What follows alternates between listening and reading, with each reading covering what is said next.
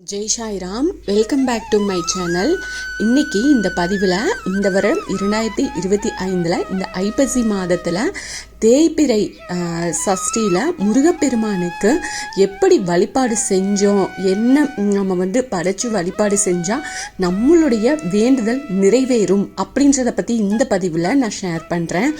தேய்பிறை சஷ்டி விரதம் அப்படிங்கிறது முருகப்பெருமானின் அருளை பெற கடைபிடிக்கப்படுற ஒரு சிறப்பு வாய்ந்த விரதம். இந்த விரதம் பிரச்சனைகளை நீக்கி குழந்தை பேரு இது போன்ற பலன்களை கொடுக்கும் அப்படின்னு ஒரு நம்பிக்கை இருக்கு.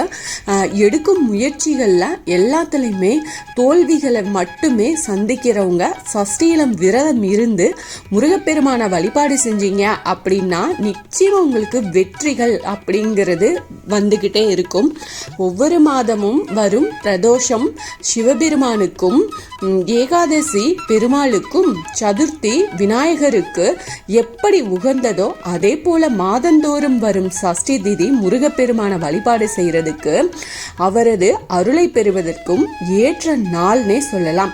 இந்த நாள்ல விரதம் இருந்து முருகப்பெருமான வழிபாடு செய்யறதுனால அனைத்து விதமான கஷ்டங்களும் நீங்கும். குறிப்பாக நீங்கள் கடன் பிரச்சனையில் இருக்கிறீங்க, குழந்தை பாக்கியம் இல்லை அப்படிங்கிறவங்க இந்த நாளை தவற விடாமல் முருகப்பெருமான வழிபாடு செய்கிறது ரொம்ப சிறப்பு வாய்ந்தது. அப்படிப்பட்ட வழிபாட்டு முறையை பற்றி நாம் இந்த பதிவில் பார்க்கலாம். எப்போ சஷ்டி திதி வருது, அன்னைக்கு நாம் என்ன வழிபாடு செய்யலாம் அப்படின்றத இந்த பதிவில் சொல்கிறேன். நீங்கள் முழுசாக ஸ்கிப் பண்ணாமல் பாருங்கள். நிச்சயமாக உங்களுக்கு ரொம்ப ரொம்ப பயனுள்ள பதிவாக இருக்கும். அதுக்கு முன்னாடி என்னோட சேனலுக்கு தொடர்ந்து சப்போர்ட் பண்ணுங்கள், லைக் பண்ணுங்கள், ஷேர் பண்ணுங்க, கமெண்ட் பண்ணுங்க, மறக்காம சப்ஸ்கிரைப் பண்ணுங்க, பெல் ஐகானை கிளிக் பண்ணுங்க.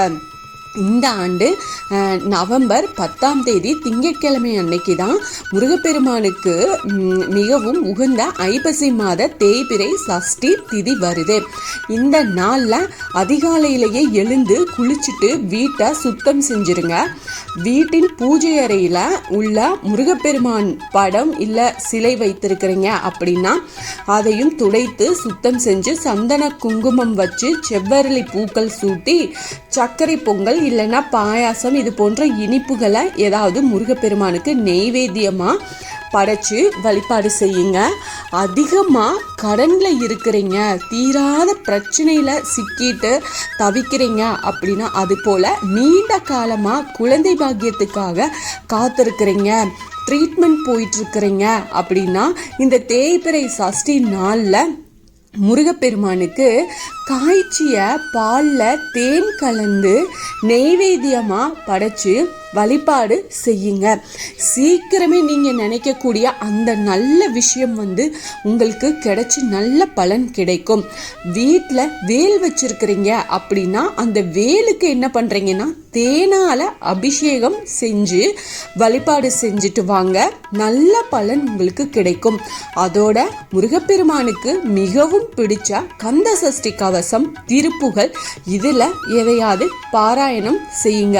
மனதார வழிபாடு செஞ்சு நீங்கள் இதை பாராயணம் செஞ்சுட்டு வாங்க. முருகப்பெருமானுக்கு மிகவும் பிடித்தமான விஷயமாக 2 பொருளை மட்டும் சொல்கிறாங்க. அது விதவிதமாக நாம் படைக்கும் நெய்வேத்தியமோ, பல வண்ணங்களில் படைக்கும் மலர்களோ, அதிகம் செலவு செஞ்சு செய்யப்படும் அபிஷேகமோ அலங்காரமோ காணிக்கையோ கிடையாதுங்க. இது எல்லாமே பணம் கொடுத்து வெளியில இருந்து நாம் வாங்கி படைக்கக்கூடிய பொருட்கள் தான். ஆனால் முருகப்பெருமான் நம்ம கிட்ட இருந்து எதிர்பார்க்கிறது என்ன அப்படின்னா, நாம மனசார என்ன கொடுக்கிறோம் அப்படிங்கிறத தான்.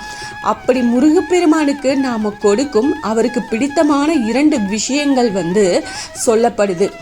அது என்ன அப்படின்னா, உள்ளம் உருகி பக்தியோட நீயே துணை அப்படின்னு முழுவதுமா அவரை சரணடைகிறது தாங்க.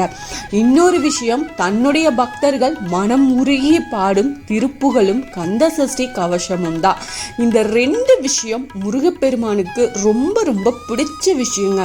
இதில் ஏதாவது ஏதாவது நமக்கு செய்யறதுக்கு கஷ்டம் இருக்கா? இல்லையே. இது எளிமையான வழிபாடு. இந்த 2 விஷயங்களை கண்டிப்பா நம்மளால செய்ய முடியும். இதனால முருகப்பெருமானின் அருளை நாம பரிபூரணமா பெற முடியும். முருகப்பெருமானோட அருளால வாழ்க்கையில இருக்கும் கஷ்டங்கள் எல்லாமே தீரணும் அப்படின்னு நினைக்கிறவங்க இந்த தேய்பிறை சஷ்டியை பயன்படுத்தி அந்த நாள்ல விரதம் இருந்து முருகப்பெருமான வழிபாடு செய்யுங்க.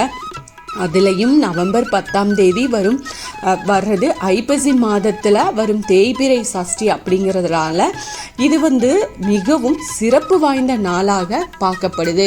உங்களுக்கு என்ன பிரச்சனையாக இருக்கட்டும், என்ன கோரிக்கையாக இருக்கட்டும், கண்டிப்பாக அந்த பிரச்சனை, அந்த கோரிக்கை உங்களுக்கு கண்டிப்பாக அந்த பிரச்சனை தீர்ந்து அந்த கோரிக்கை நிறைவேறும்.